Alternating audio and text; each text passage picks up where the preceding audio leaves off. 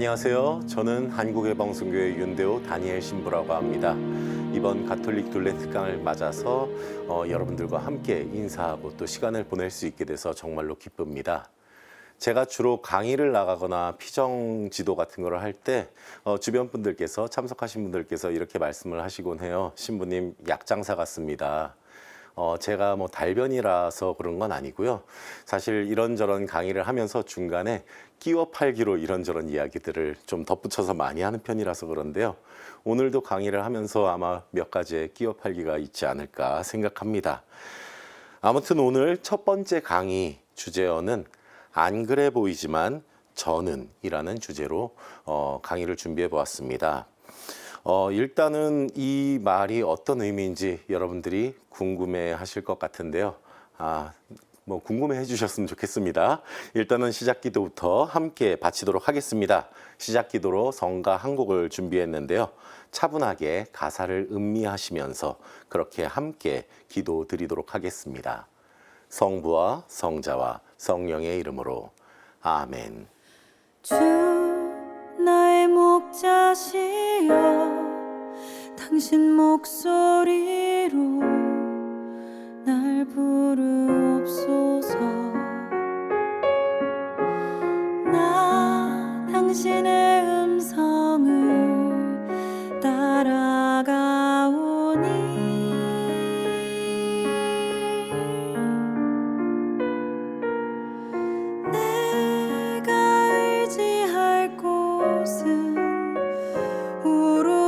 당신 한 분이니 주 나를 이끌어 주소서.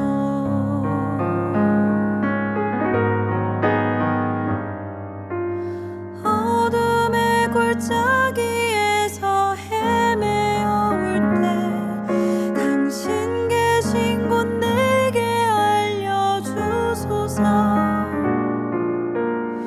당신 향해 한 걸음을 내디딜 때에 나의 손 꼭 잡아주소서.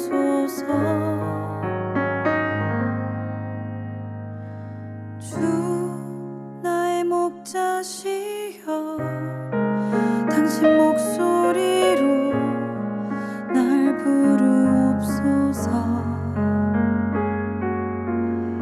나 바른 길 가도록 부르옵소서. 성부와 성자와 성령의 이름으로 아멘. 지금 들으신 성가는 뮤지컬 배우이자 생활성가 가수인 김유정 발레리아 자매가 부른 나의 목자시여라는 곡입니다. 지난 9월 3일에 새롭게 발매된 생활성가 앨범이 있어요. Father Daniel and Friends의 복음을 전하여라 라는 앨범인데요. 여기서 파더 다니엘이 저 바로 윤대호 다니엘 신부고요. 제가 작사 작곡한 총 11곡을 수록한 정규 앨범으로 각종 음원 사이트를 통해서 들으실 수 있습니다. 많은 관심 부탁드리고요. 이렇게 첫 번째 끼어 빨기를 또 하게 되었습니다. 사실 안 그래 보이지만 저는 성가를 작곡하고 또 작사하고 제작하는 일을 하고 있습니다. 제 외모나 목소리 그리고 풍겨지는 분위기가 음악하고는 조금 거리가 먼 것 같다는 그런 이야기를 자주 듣습니다. 특히 제가 그동안 만들고 발표했던 대부분의 곡들이 여자 보컬들이 부르는 성가들이었어요. 따로 의도를 한 건 아닌데 곡을 만들다 보면은 이상하게도 여성적인 느낌이 좀 더 강한 그런 성가들이 나오더라고요. 또 남성적인 곡들, 특히 예수님의 말씀을 직접적으로 인용을 하는 그런 성가들 같은 경우에도 이상하게 제가 곡을 쓰면은 여자분들이 불렀을 때 더 잘 어울리는 경우가 있습니다.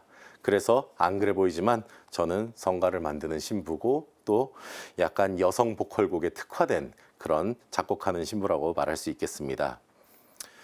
며칠 전에 제가 낙원상가에 가서 마이크 스탠드를 하나 샀어요.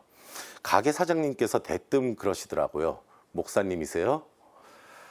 그래서 제가 그랬죠. 네, 뭐 비슷합니다. 예. 그랬는데 그분이 그러더라고요. 왠지 그래 보인다. 그렇게 생겼다. 라고 말이죠. 이 성직자형 얼굴이라는 게 따로 있나 싶기도 하고 참 재미있는 경험이었습니다. 사실 사람 많이 만나는 직업을 가지신 분들께서는 의외로 잘 맞추세요. 뭐 택시기사분들도 그렇고 장사하시거나 영업하시는 분들도 그렇습니다. 제가 신부라는 사실 뭐 맞추시는 분들도 계시고 또는 목사님이냐고 묻는 분들도 계시고요. 사실 요즘 머리가 조금씩 빠지고 있는 중인데 그래서 언젠가 제가 머리를 깨끗하게 밀게 되곤 그러고 나서 만약에 회색 계통의 이 생활 한복을 입게 되면은 또 다른 직군으로 불려지지 않을까 그런 생각도 해봅니다. 아무튼 저를 처음 보는 분들은 대부분 음악과 저를 연관시키지 못하십니다. 또 음악을 한다고 하면은 그냥 신부님께서 취미로 음악을 하시나 보다 이렇게 생각하시는 분들도 많고요. 또 제가 말하는 목소리가 좀 굵직하잖아요. 그러다 보니까 제가 성악을 전공했었는지 묻는 분들도 계십니다. 그런데 사실 저는 노래를 거의 잘 못 부릅니다. 그냥 저는 작사하고 작곡하고 그리고 악기 연주하는 것만 하고요. 노래를 부를 때는 목소리 톤이 지금보다 훨씬 얇게 나와서 그다지 목소리가 예쁘지 않습니다. 이번 앨범에서 제가 노래를 2곡 정도 불렀는데요. 사실 제가 불렀다고 알려드리지 않으면은 잘 못 알아차리시더라고요. 어쨌거나 성악 전공 아니고요. 피아노로 처음 음악에 입문했고 그 후에 드럼이나 기타, 베이스 이런 것들 대중음악에서 사용하는 악기들 있죠. 이런 것들을 독학으로 연마하다가 나중에 연주자까지 하게 되었고요. 본격적인 음악 공부는 작곡으로 했습니다. 안 그래 보이지만 소식적에는 락밴드 활동을 했었고요. 그래서 머리도 한 여기까지 길렀습니다. 그래서 열심히 헤드뱅잉도 하고 또 좀 거친 음악을 했었죠. 지금은 조금씩 잃어가고 있지만 한때는 제 머리도 풍성했었습니다. 아무튼 오늘 강의의 주제어는 안 그래 보이지만 저는입니다. 사회와 문화의 영향을 받는 우리 인간들 대부분은 고정관념이라는 것을 갖고 있어요. 물론 살아가면서 그런 고정관념들이 깨져나가는 경험들을 하시는 분들도 계실 거고요. 그러나 대부분은 그 고정관념의 틀 안에서 세상을 바라보고 사람을 바라봅니다. 특히 새로운 것을 경험하게 되는 경우, 처음으로 누군가를 만났을 때 또는 새롭게 어떤 나라에 여행을 간다거나 할 때 우리는 그런 나라에 대해서, 그런 사람들에 대해서 겉으로 보여지는 모습을 보고 기본적으로 갖게 되는 고정관념을 가지고 그것들을 바라보게 됩니다. 그리고 이 고정관념들은 우리가 선입견을 갖게 하는데 큰 영향을 미칩니다. 물론 때로는 좋은 선입견도 있습니다. 예를 들어서 이건 저에게는 해당되지 않지만 미남들과 미녀들 같은 경우에는 일단 첫인상에서부터 아주 점수가 좋게 들어가죠. 유리한 입장을 취합니다.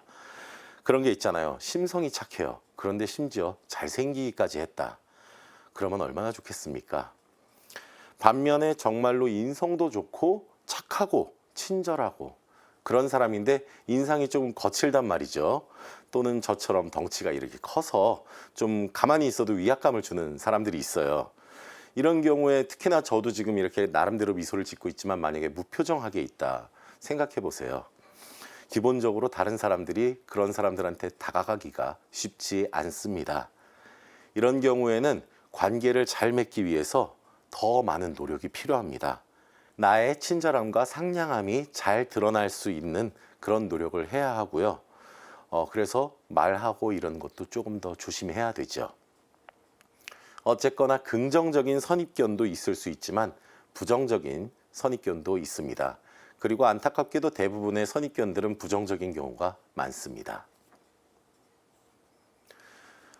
고정관념 그리고 그로 인해 생겨난 선입견은 우리의 시야를 좁히고 우리가 접하게 되는 보고 듣고 느끼게 되는 모든 것들을 있는 그대로 이해하고 받아들이지 못하게 하는데요.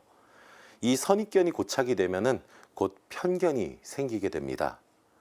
우리의 마음에 편견이 생기면 그것이 맞던 틀리건 간에 그 모든 편견을 바꿔가는 게 매우 힘듭니다. 우리는 인생을 살아가면서 이런 고정관념, 선입견, 편견으로 인해 크고 작은 상처들을 계속해서 받아왔고 또 계속해서 누군가에게 주고 있습니다.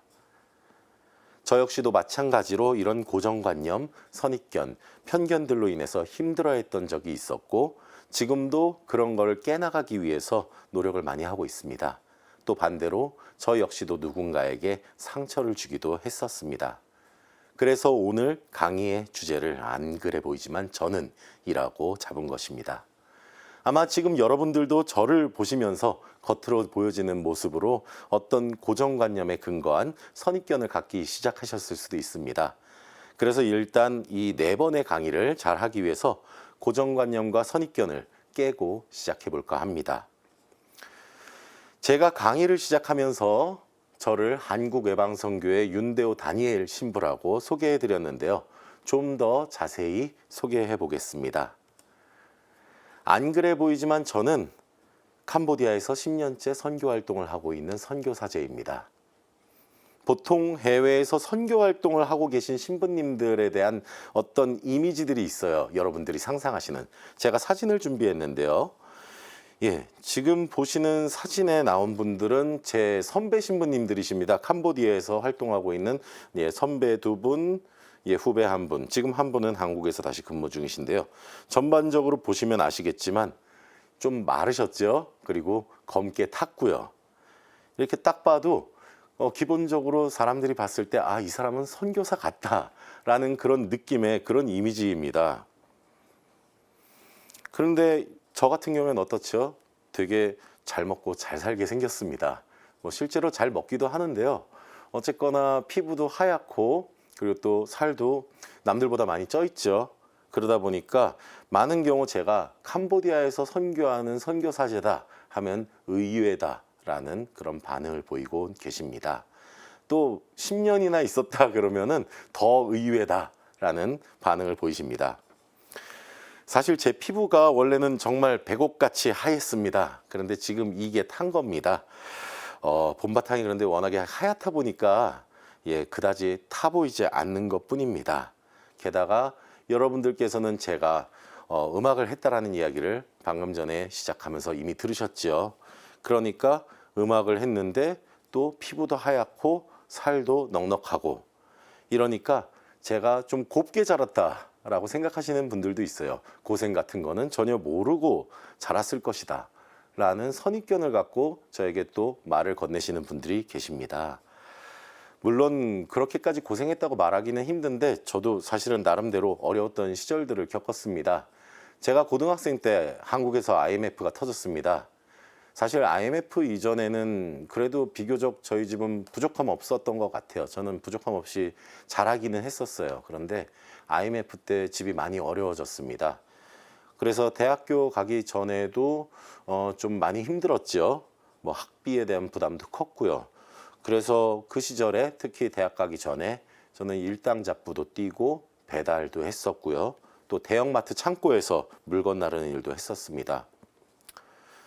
음악은 하고 싶은데 또 음악으로 돈을 벌 수는 없는 거예요. 사실은 돈이 들어가면 들어갔죠.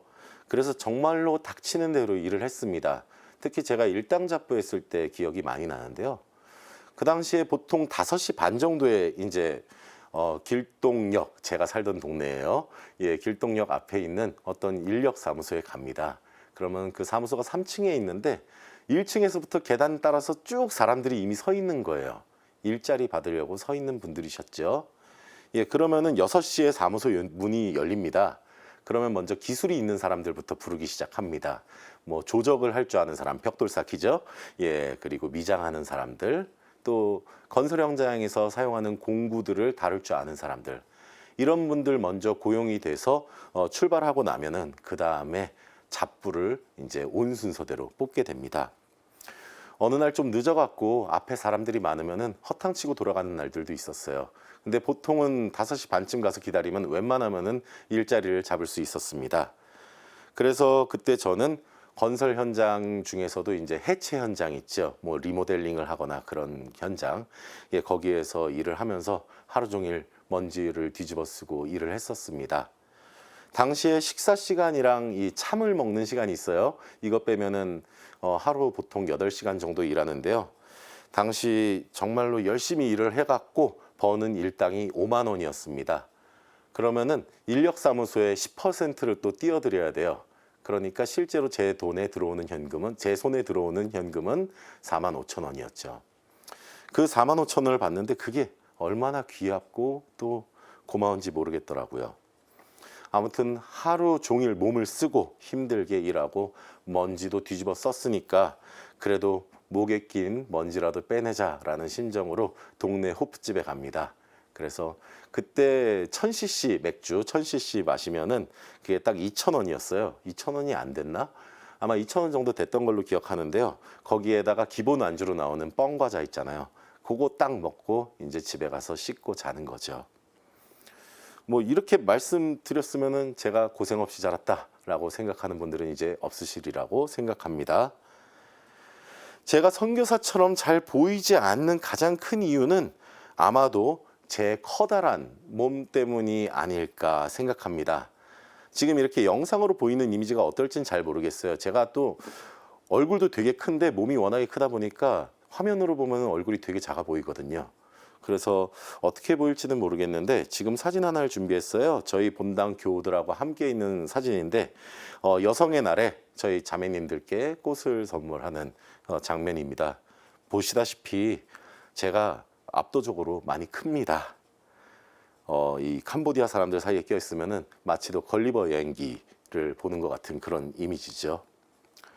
보통 사람들이 저를 보면은 덩치가 크시네요. 몸집이 좋으시네요. 이렇게 말씀하십니다.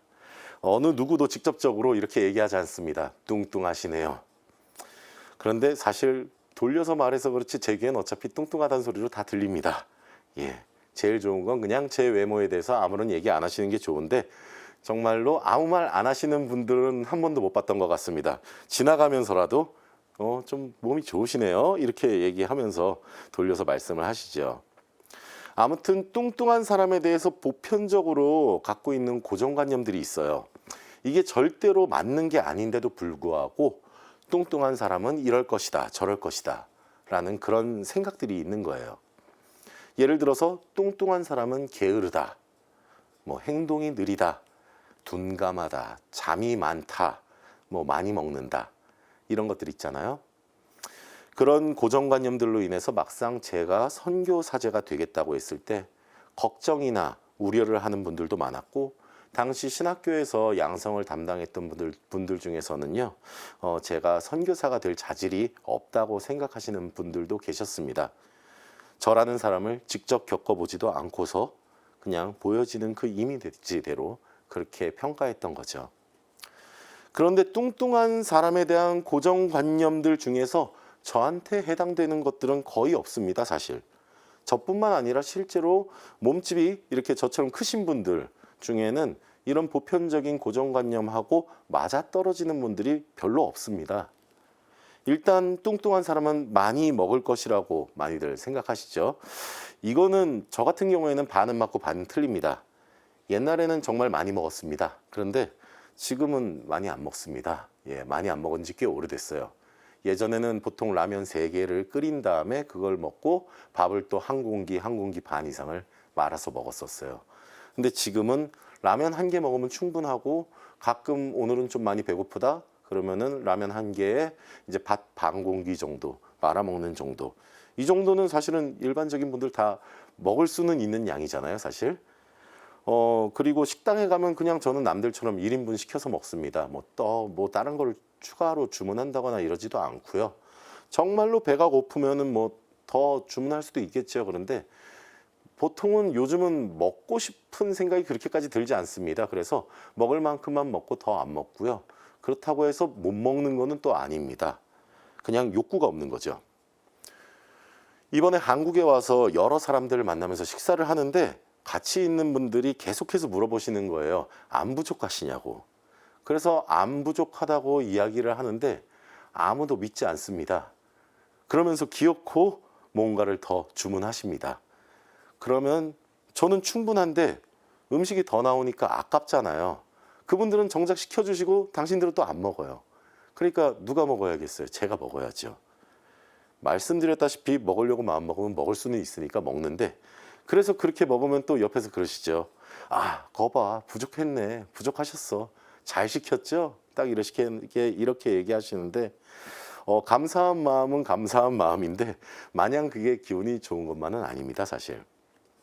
또 다른 예로 뚱뚱한 사람은 게으를 것이다 라고 생각하시는 분들도 상당히 많습니다. 또 잠도 많다고 그렇게 여기시는 분들이 많은데 안 그래 보이지만 저 되게 부지런한 사람입니다. 잠도 별로 안 자고요. 알람을 안 맞추고 일어난 지가 거의 한 20년 넘은 것 같습니다. 제가 보통 새벽 1시에 잠을 자고요. 아침에 5시에 일어나는데요. 보통 그러니까 평균적으로 하루에 4시간 정도 잡니다. 어제는 또 이거 방송 준비한다고 좀 긴장했나 봐요. 잠이 잘 안 오더라고요. 그래서 지금 한 3시간 좀 안 되게 자고 온 건데요. 예, 보통 4시간 정도 자고 일이 많으면은 밤을 샐 때도 많죠. 그렇게 밤을 샐 때도 쪽잠은 자야 되니까 그럴 때 알람 한번 맞춥니다. 아무튼 평소 습관대로 잠을 자면은 얼추 5시에서 5시 반 사이에 자동으로 일어나집니다. 나이가 40대가 넘어가니까 체력이 좀 딸리더라고요. 그래서 요즘은 낮에 한 30분 정도 낮잠을 자거나 잠이 안 오면은 그냥 눈 잠깐 감고 그렇게 쉬는 시간도 갖기는 합니다. 하루 스케줄하고 주간 스케줄 그리고 월간 스케줄이 저는 꽉 짜여져 있습니다. 그리고 지금 같은 경우에는 향후 10년 정도 제가 해야 할 프로젝트들이 이미 거의 다 정해져 있는 상태입니다. 보통 아침에 일어나면 가장 먼저 하는 일이 커피를 내리는 일입니다. 저는 커피를 상당히 좋아합니다. 그래서 커피 한 잔 마시고 아침 기도하고 평일 저녁 때 이제 미사를 드리니까 미사 강론 준비를 그 시간에 보통 합니다. 그리고 다시 커피 한 잔 내려서 사제관이 제 건물 2층에 있습니다. 성당 그 교육관 건물 2층에 있는데 사제관 2층 그 밖에 나가면은 발코니가 있어요. 거기에 잠깐 앉아서 30분 정도 그냥 멍 때리는 시간을 갖습니다. 그게 제게는 좀 힐링 시간 같은 건데요. 아무튼 그렇게 30분 정도 아침 공기도 마시고 풍경도 바라보고 뭐 또 묵상할 거 있으면 묵상하고 그런 식으로 시간을 보낸 다음에 그 다음에 일과를 시작하죠. 아침에 아침밥 먹고 오전 업무를 시작하는데요. 참고로 제가 지금 캄보디아에서 맡고 있는 역할이 한 사목구 전체를 책임지는 지역 그 사목을 전체를 책임지는 지구장 같은 역할을 합니다. 우리나라로 따지면요. 저희는 이제 프리스트 인 차지라고 영어로 이렇게 붙이는데 그 지구 전체를 책임지는 그냥 지구장 신부라고 이해하시면 좋을 것 같습니다. 그래서 제가 책임지고 있는 게 일단은 본당이 5군데가 있습니다. 그리고 교회 사적지가 하나 있고요. 그리고 국제화 학교가 하나 있습니다. 또 유치원이 5군데 있고요. 자폐 어린이들을 위해서 마련한 특수학교가 하나 있고 그리고 마지막으로 장애 어린이 주간 보호시설이 있습니다. 제 지구에 고용돼서 일하고 있는 직원들이 총 76명입니다. 76명의 직원들 다 관리를 제가 직접 해야 되고요. 그리고 사제는 저하고 제 보좌 신부님 1명, 지구에 있는 보좌 신부님 1명, 그리고 한 달에 한 번 미사 도와주시는 근처에 계신 수도의 신부님 1분, 이렇게 사제는 3명이 전부입니다. 그리고 수녀님 1분 계시고요. 그러니까 오전 오후에 업무 보는 것만 해도 상당히 많습니다. 결제해야 될 서류도 많고요. 관리직급 직원들은 계속 만나야 되니까요. 관리직만 한 10명 되는데 그 10명들 만나고 면담하고 회의하고 이런 거 하면은 시간이 금방 가죠. 특히 지금 같은 경우에는 지구장 성당하고 또 저희가 운영을 하고 있는 국제화 학교 이 2개는 일개를 하고 있습니다. 매일매일 결산하는 거죠. 나머지 성당들은 주 단위 결산을 하는데 이것도 만만치 않습니다. 본당이 5개라고 했잖아요. 가장 가까운 데가 42km 떨어져 있고요. 왕복하면 90km죠. 그리고 먼 곳은 98km 떨어져 있습니다. 이곳들을 평일에 나눠서 출근하고 평일 미사하고 행정 업무 보고 그리고 주 1, 2회씩은 어떻게든지 평일 미사와 기도 모임을 이렇게 운영을 하려고 노력을 하고 있거든요. 그래서 계속해서 왔다 갔다 해야 되고요. 주일에는 보좌 신부님이랑 나눠서 미사를 드리다 보니까 보통 한 달에 4,500km에서 5,000km 정도 제가 운전을 하고 다닙니다. 1년이면 6만 km죠. 사람들이 무슨 운송업, 운수업 이런 걸 하는 줄 압니다. 이게 기본적으로 맡고 있는 일이에요. 하루 스케줄이 정말로 꽉 차 있습니다. 거기다가 주 단위, 월 단위 스케줄들이 또 있어요. 뭐 교구회의나 지구회의, 뭐 교무회의, 직원 교육, 피정지도 그런 것들 있죠. 살면서 신부님들 한가하시잖아요. 이런 말 하시는 분들 가끔 봤습니다. 어차피 미사 하루에 한두 번 하면 되는 거 아닙니까? 이렇게 이야기하시는 분들도 계세요. 보통은 친구들이죠. 제 친구들. 예, 개인적인 친구들이 그런 농담들을 하는데 사실 신부가 미사만 하는 사람들이 아닙니다. 할 일이 생각보다 많습니다. 그리고 제가 아는 한 캄보디아에서 선교를 하고 있는 대부분의 신부님들은 대부분 저만큼 바쁩니다. 특히 지구장급 신부님들. 지금 제가 있는 푸놈펜 대목구에 9개의 지구가 있으니까 저 말고도 8명의 신부님들은 저랑 비슷하거나 아니면 저보다 더 바쁘게 살아가고 계십니다.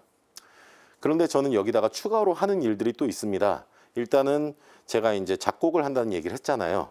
저는 캄보디아에서도 교회 음악을 만드는 일을 하고 있습니다. 교회 음악 센터 만들고 녹음실 운영하고 있고요. 작곡하고 보급하는 일을 하고 있죠.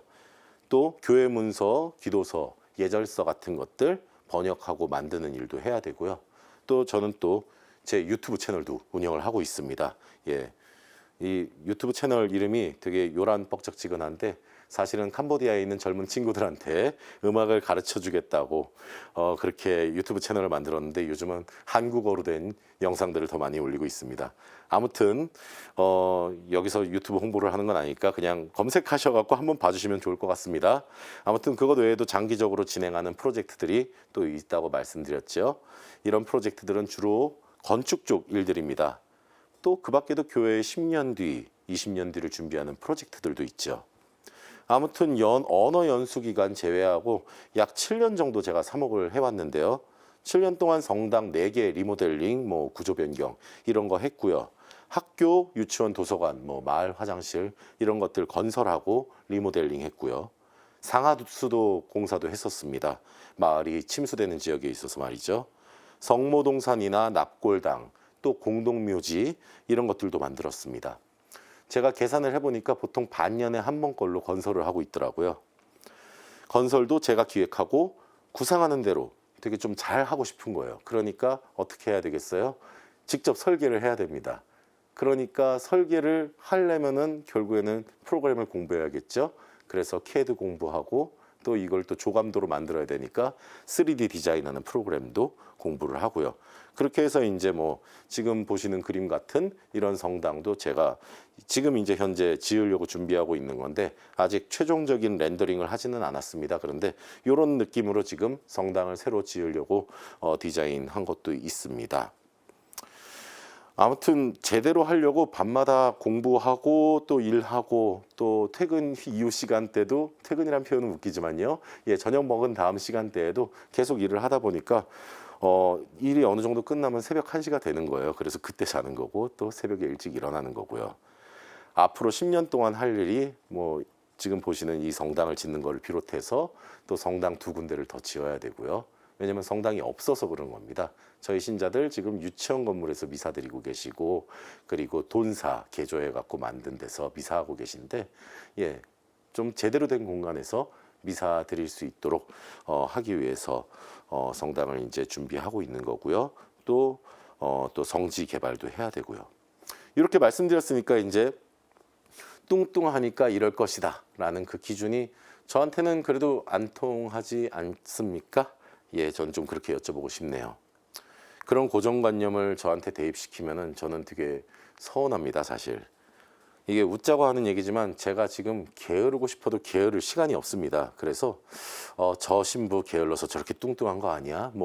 이렇게 생각하지 않으셨으면 좋겠습니다. 아무튼 안 그래 보이지만 그다지 많이 먹지도 않고요. 그다지 잠들 많이 자는 것도 아니고요. 정말로 부지런히 살고 있습니다. 그리고 뚱뚱한 사람에 대한 편견을 깨버리기 위해서 굳이 이렇게 해명하는 그런 수고도 하고 있습니다. 이번에는 조금 다른 이야기인데 바로 제가 살고 있는 캄보디아의 사람들이 한국인에 대해 갖고 있는 고정관념 내지는 편견에 대한 것입니다. 일단 캄보디아에서 제가 만난 대부분의 이웃들은 한국에 대한 경험이 별로 없습니다. 우리가 한국에서는 요즘 케이팝이 대세다, 한류가 대세다 이런 식으로 많이 생각들을 하고 계시고 사실 다른 나라들 가봤을 때 대단한 거 사실인데요. 캄보디아는 그만큼은 아닌 것 같습니다. 물론 한국에 대한 인기가 나쁜 건 아니에요. 오히려 좋다고 할 수도 있죠. 한인마트를 찾는 젊은 사람들도 많아졌고 또 한국 음식도 인기가 좋습니다.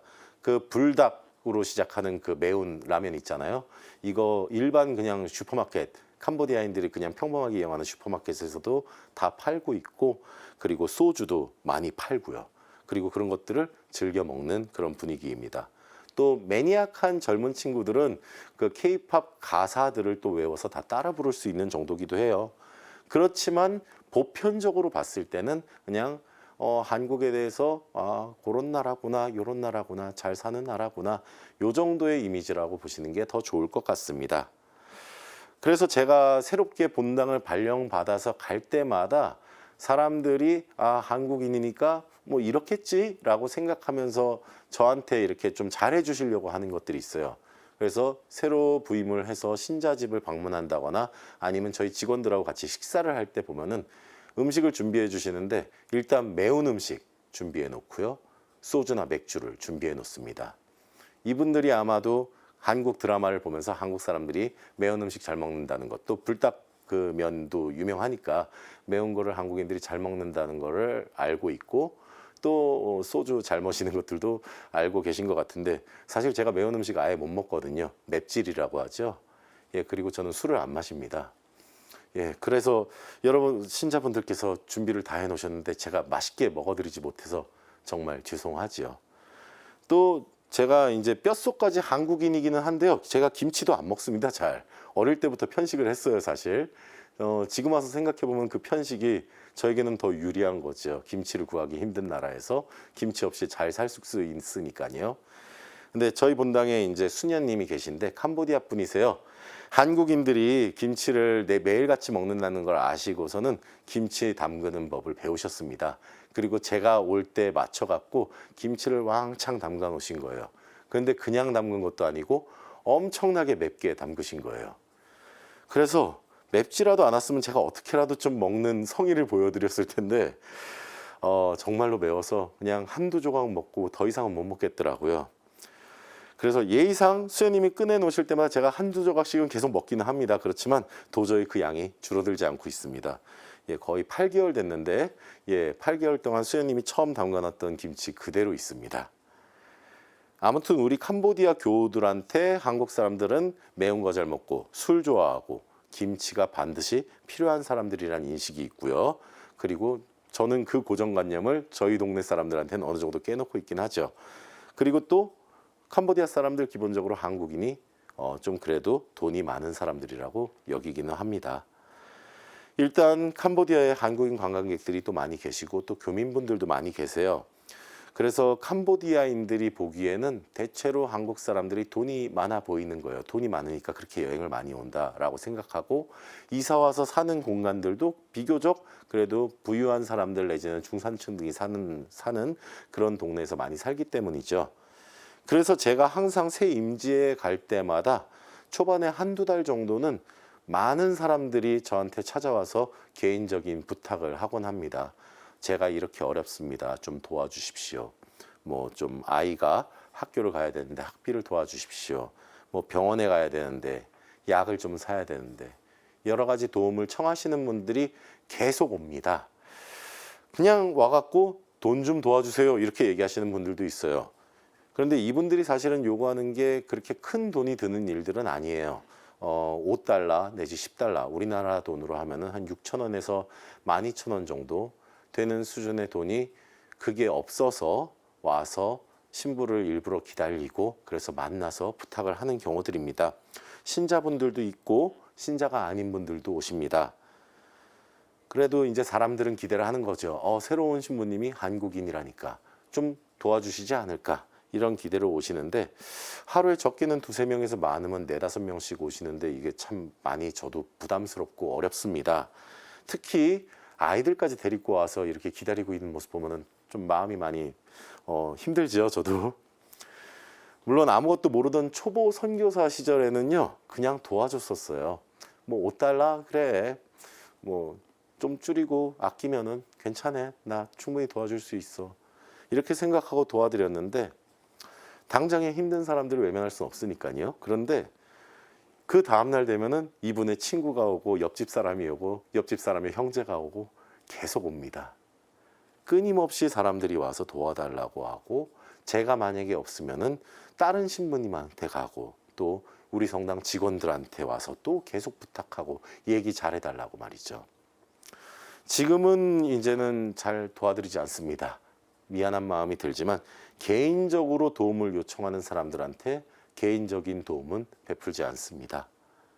대신에 가난한 이웃들을 도울 수 있는 시스템을 충분하게 마련해 두었습니다. 그래서 본당에 이런 가난한 이웃들을 도울 수 있는 분과를 만들고 의료하고 교육에 대한 지원부터 유아들을 위한 분유 지원까지 나름대로 세심하게 분류해서 지원할 수 있게 만들어 놨고요. 저희 사목회 그리고 직원들을 뽑아서 올바르게 판단할 수 있도록 그 기준도 만들었습니다. 그렇게 준비를 했더니 그리고 사람들에게 안내를 하는 거죠. 저희는 이제 개인적으로는 도와드리지 않습니다. 담당자에게 말씀하셨으면 좋겠습니다 하고 정중하게 담당자를 연결까지 해드리고요. 그래서 시스템 안에서 그런 분들을 돕기 시작했습니다. 이런 일과는 별개로 이제 한국인이 돈이 많다라는 그런 선입견들 때문에 또 겪게 되는 약간 곤란한 일들이 또 있죠. 대표적으로 이제 툭툭이라고 오토바이 택시가 있어요. 이걸 타면은 팁을 조금씩 챙겨주는데 한국인이라는 이유로 팁을 좀 더 요구하는 경우들이 있습니다. 그러면 저는 그래도 캄보디아에 한 10년 살았으니까요. 그러니까 팁이 어느 정도 수준이 적당한지를 아니까 터무니없는 팁을 요구할 때는 저도 이제 따지듯이 얘기를 하죠.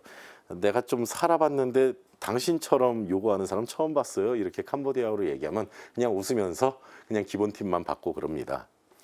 아무튼 캄보디아인들에게 한국 사람들은 이렇게 돈도 많고 나름대로 인신도 좋고 또 좋은 나라에서 온 비교적 성격 좋은 사람들이라는 이미지가 있습니다. 그리고 이거는 한국 사람은 좋은 사람들이다라는 그 선입견은 저는 되게 나쁘지 않은 선입견이라고 생각합니다. 지금까지 제가 고정관념이나 선입견 그리고 편견에 대해서 제가 경험한 것들을 좀 두서없이 이야기했어요. 시간이 좀 많이 흘렀죠.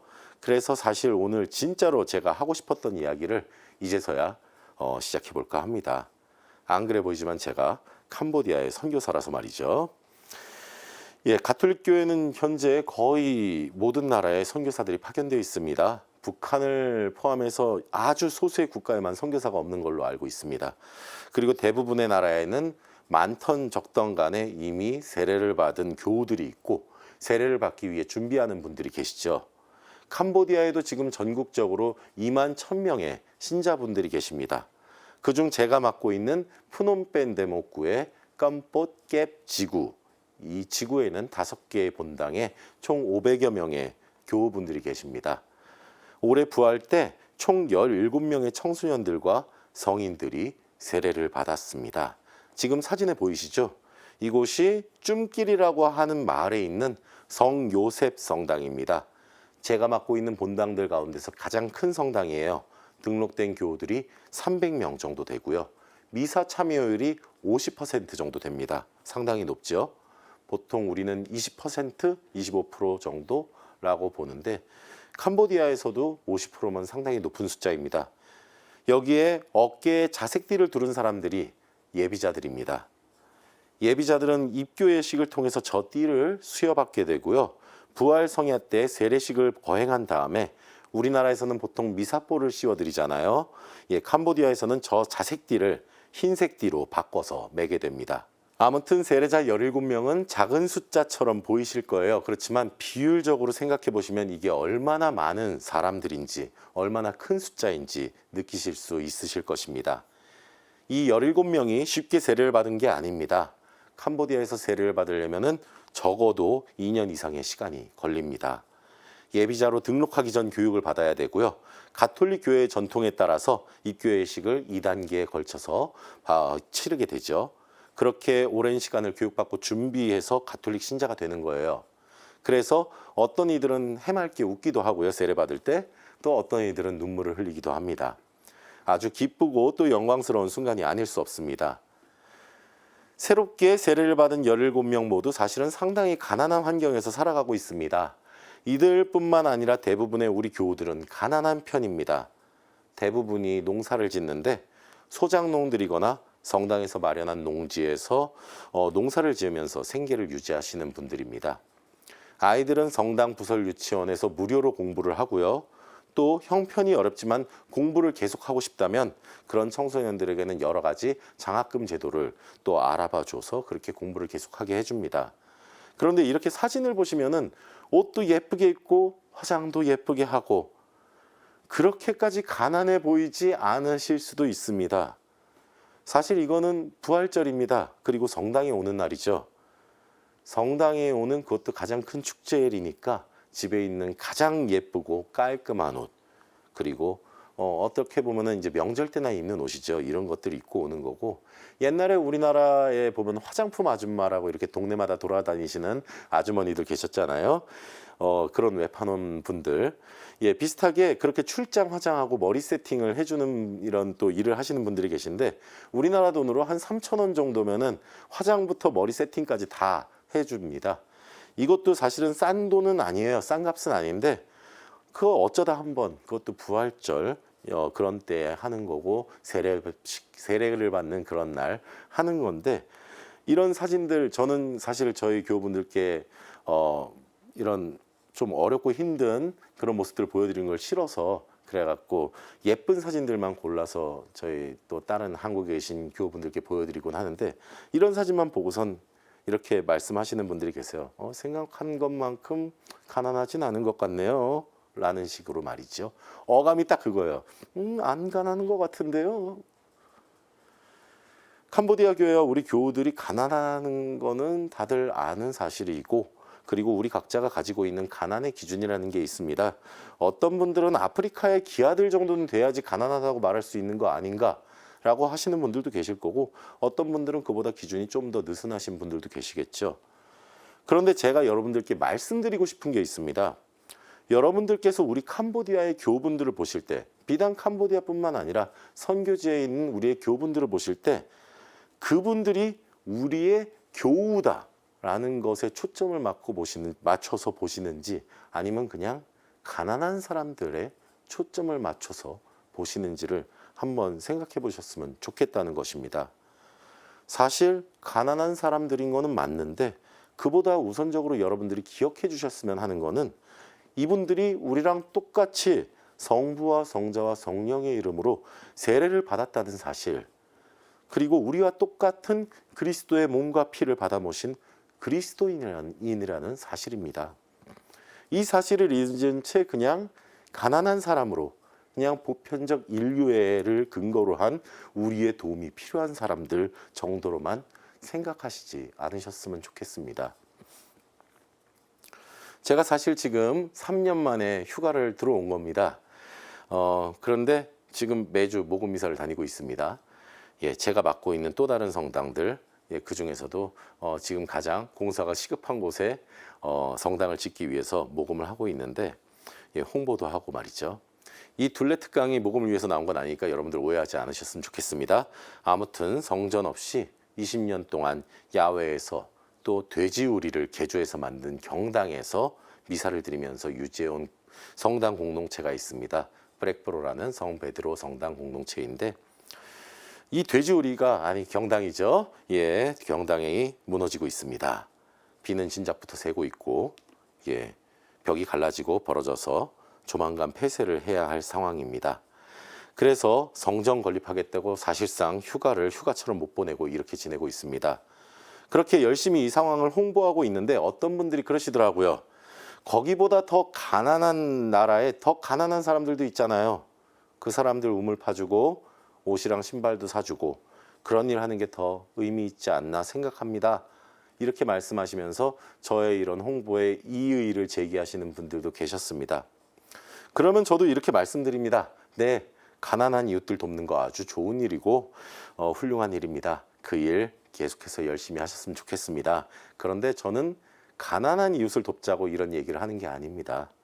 우리 그리스도인 형제들이 조금 더 나은 환경에서 조금이라도 더 거룩한 분위기에서 그렇게 신앙생활을 계속할 수 있게 해달라고 그렇게 부탁드리러 온 겁니다. 선교 활동을 자선 활동과 동일하게 여기시는 분들이 참 많습니다. 그러다 보니 자선 활동의 기준으로 그 선교 활동의 가치가 평가되는 경우가 참 많아서 안타깝습니다. 오늘 강의를 하면서 처음으로 성경 구절 하나를 말씀드립니다.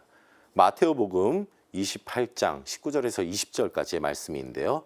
그러므로 너희는 가서 모든 민족들을 제자로 삼아 아버지와 아들과 성령의 이름으로 세례를 주고 내가 너희에게 명령한 모든 것을 가르쳐 지키게 하여라.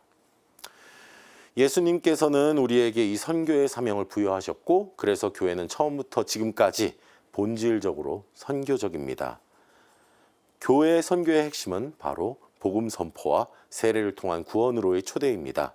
이를 위해서 우리는 전 세계에 교회를 설립했고 수많은 그리스도인들에게 세례를 베풀어 왔고 성당을 지어서 거룩한 공간에서 하느님을 찬미하며 그리스도 안에서 한 형제들이 모여 일치를 이루는 성사를 거행해 왔습니다. 이런 것들이 선교의 직접적이고 본질적인 행위인 것이고 그 외에 그리스도의 가르침에 따라서 자성과 선행을 이웃들 안에서 실천을 해온 것이고요. 제가 그동안 많은 분들과 함께 선교에 대해 이야기하고 나누면서 느낀 것은 선교라는 이름으로 행해지는 여러 좋은 일들이 때로는 선교의 본질을 바로 보지 못하게 할 때도 있다는 점입니다. 그리고 본질 외의 것들이 더 의미 있는 선교 활동이라고 믿는 분들도 생각보다 많다는 점이고요.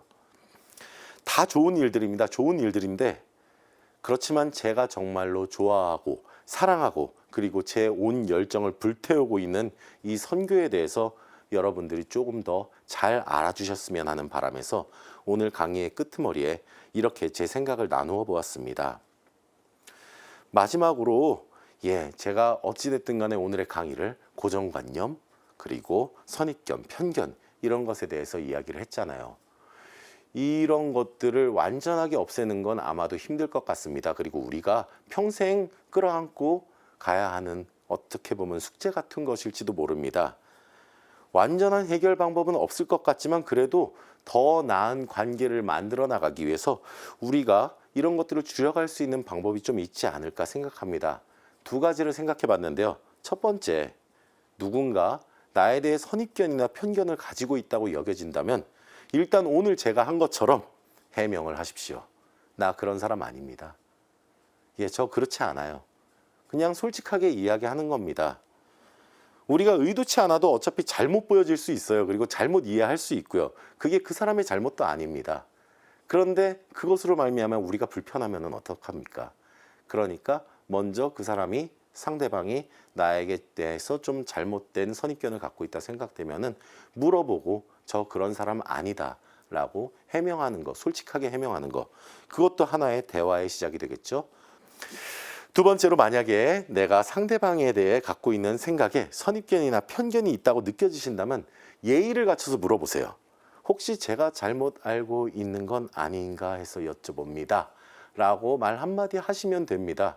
사실 이 말 한마디 하는 것, 양해를 구하고 그리고 해명을 하고 이러한 노력들만 해도 사실은 우리는 관계를 충분히 올바르게 만들어 나갈 수 있는데 굳이 그런 노력을 왜 해야 하나라는 생각이 들 때도 있고 좀 번거롭다고 생각이 들 때도 있습니다.